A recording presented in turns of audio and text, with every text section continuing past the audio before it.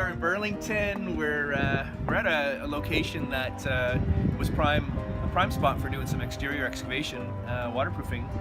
But looking at what we have on the house, we have a front porch, we've got a rear addition put on here, we've got an asphalt driveway on the other side. So rebuilding costs would have been significantly higher for the whole project overall than dealing with an interior solution, which once we got inside and dug the floor out, it was extremely wet under the floor. So it's probably a good thing we got in there and took care of it from the inside on this one. So we'll take a look at that and see what we can show you. So yeah, come on inside, we'll take a look at what's going on in here and I'll explain to you what we're doing today.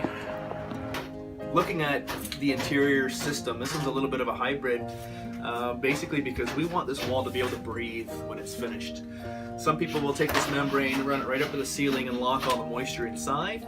It's an old punky concrete style foundation, so what we want to do is allow whatever moisture does come through this to be able to breathe and get out.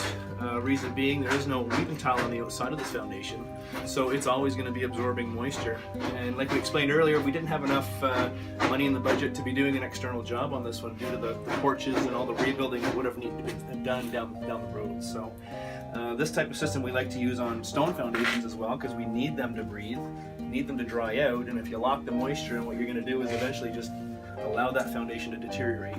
So here we are, able to make this breathe using a house wrap on the top section and basically taking the water and wicking it down to the bottom under the floor for afterwards once we put the weeper inside the trench here. So as you can see on this one, we've actually got a good amount of water sitting underneath the floor at this project.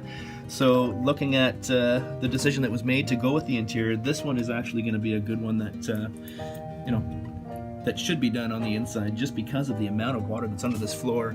We don't have a drainage layer underneath the concrete because it's 100+ years old. So all in all, by the time this one's done, it will be probably drier than if we had a waterproof it on the outside, because now we can get the moisture out from under the floor into the sump pit. And like once we get the weeping tile in here, we get the building inspector in here to give us an okay to move ahead. We can close the permit off. This project will be wrapped up and the homeowners will be happier than a lark.